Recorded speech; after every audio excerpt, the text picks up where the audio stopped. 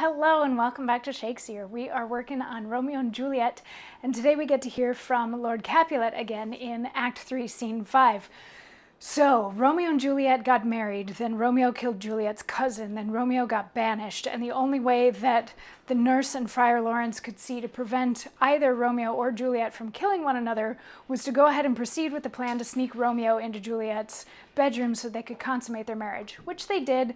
They wake up in the morning, they have a very sad goodbye with a little bit of foreshadowing where she looks down at him and says, "It looks like I'm looking down on you, like you're in a grave," and he's like, "That's weird," and he leaves. But then Juliet's mother comes into the bedroom. We're in Act 3, Scene 5 now. Act 3, Scene 5. Juliet's mother comes in to give her the good news that she's going to be marrying Paris, this guy named Paris, on Thursday. Today's Monday. She's now going to be marrying Paris on Thursday, which sends Juliet into a bit of a spin because she's already married. She can't marry a second guy, nor can she tell anybody that she's married to the first guy because the first guy murdered her cousin.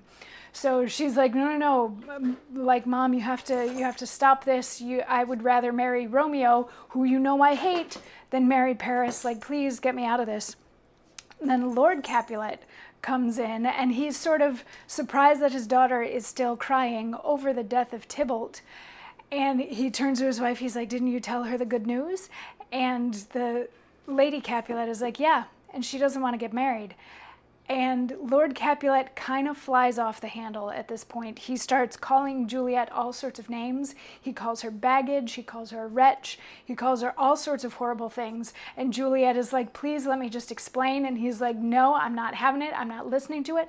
The nurse tries to intervene, and he, depending on what production you're watching or in, he might physically push her out of the way or just verbally tell her to, sort of stand down, that kind of thing. And finally, Lady Capulet turns to him and is like, you're too intense about this." And Lord Capulet says, "God bread, it makes me mad.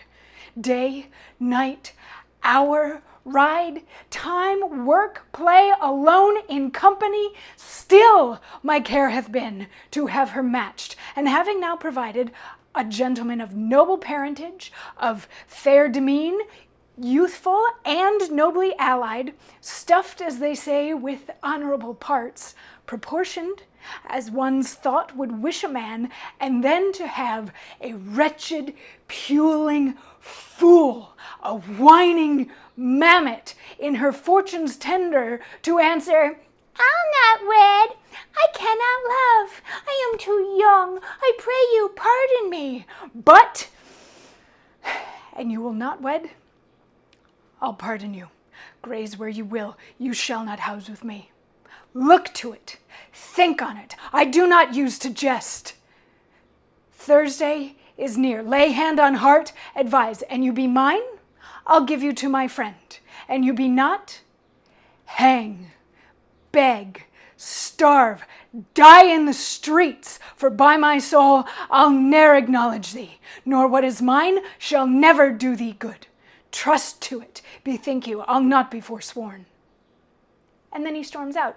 So, yeah, he's really taking the honor thy father and mother thing seriously. He's like, my entire life has been about trying to find a good match for Juliet, and now I've found one, and he's good looking, and he's of noble birth and good breeding, and all of these sorts of things. And now Juliet, who's so young she doesn't know what she's talking about, which is interesting because earlier in the play he said that she was too young to get married. But whatever, I guess he's changed his mind since then. He's like, to have somebody so young she doesn't know what she's talking about say she won't marry him and she can't marry him and she doesn't love him and all that sort of thing. He's like, that's not an acceptable answer. So unless you change your answer, you're gone. You're kicked out of my house. You don't get to live here. You will never get your inheritance. Nothing. He's like, you have until Thursday to get your things in order. There's this lovely scene from Rick and Morty. I don't know if any of you watch Rick and Morty, but Morty is telling his sister Summer to get her things together. He doesn't say things. I'm trying to keep this PG and not use bad words, but the bad word that starts with an S. He's like, get your together and put it in a backpack. Just get it together so that it's all together and put it in. Basically, that's what Lord Capulet is saying at this point, but a little more eloquently than Morty did.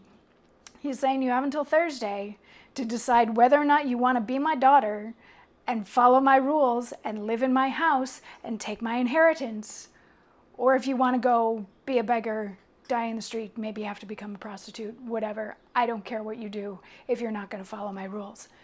And he storms out. And Juliet, imagine hearing that from your dad. If any of you have ever heard that from your dad, I'm sorry. I'm sorry that you're in that position or have been in that position. But it's a pretty awful position to be in. So she turns to her mother and she's like, Mom, is there anything that you can do? Can you help me? I don't want to marry Paris. Can you help me? Can you talk Dad down a little bit? And Lady Capulet just says, I'm done with you, and leaves, which again, heartbreaking, absolutely heartbreaking. Now, depending on how you've seen this staged or how your particular production chooses to stage this, there might be some physical violence incorporated into this scene on the part of Lord Capulet against either the nurse or Lady Capulet or Juliet or all three or some combination of the three, that kind of thing, which would make it, if Lady Capulet is a battered wife in this situation, her siding with Lord Capulet makes a little more sense because maybe she's afraid and or in pain or shock or something like that. But it's still devastating to hear from your mother that she won't stand up for you against your father. So Lady Capulet then leaves, and the only person that Juliet has left, at least in this immediate vicinity, is the nurse. And so she turns to the nurse for help, and the nurse has some thoughts, which we will get to hear tomorrow. So I will see you then for that. Mwah.